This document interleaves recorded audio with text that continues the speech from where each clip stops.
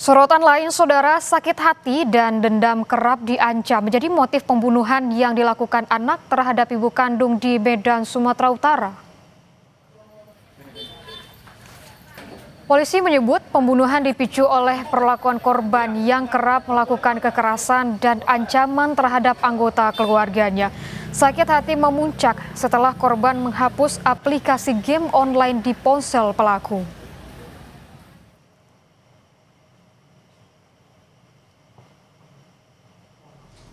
Melihat kekerasan yang dilakukan korban terhadap kakak, adik, dan bapaknya yang diancam menggunakan pisau.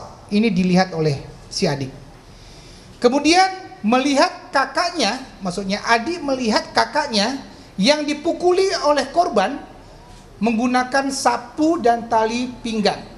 Si korban sakit hati karena game online-nya dihapus. Korban melihat game Murder Mystery pada season Kills Others menggunakan pisau. Dan menonton serial anime DC pada saat adegan pembunuhan menggunakan pisau.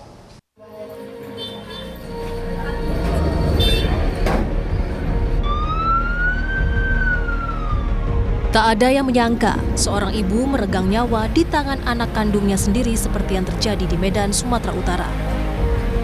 Sang ibu ditemukan meninggal di rumahnya dengan sejumlah luka di tubuh.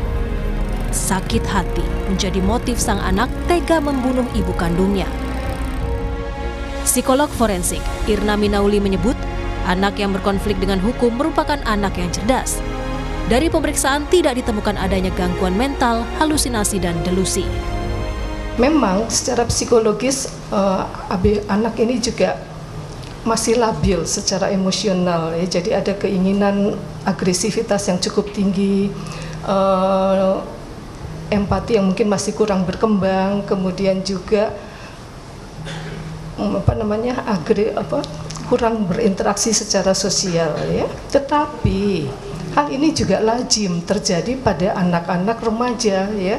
Anak remaja mana yang nggak keras kepala, anak remaja mana yang nggak pemarah misalnya. Jadi ini overlap antara kecenderungan conduct disordernya dengan fase perkembangan remaja yang dia alami gitu ya. Jadi kalau dilihat kemungkinan terjadinya peristiwa ini bukan karena adanya gangguan kesehatan mental ya. Jadi lebih ke arah misalnya pengalaman kekerasan yang dialami, yang dia saksikan. Dinas Pemberdayaan Perempuan, Perlindungan Anak dan Keluarga Berencana Sumatera Utara menyebut akan mendampingi anak yang berkonflik dengan hukum, mulai dari menjalani proses hukum hingga di persidangan. Kasus pembunuhan ibu di Medan terjadi Rabu pagi 10 Desember silam. Korban ditemukan dalam kondisi penuh luka di kamarnya di lantai 1 rumah pukul 5 pagi oleh anak pertamanya. Kondisi sang ibu mengenaskan dengan sejumlah luka senjata tajam. Sang suami datang dan melihat anak keduanya memegang pisau, lalu melaporkan kejadian ini. Sebelum ambulans datang, nyawa korban tak tertolong dan meninggal. Korban dievakuasi ke Rumah Sakit Bayangkara Medan untuk diotopsi.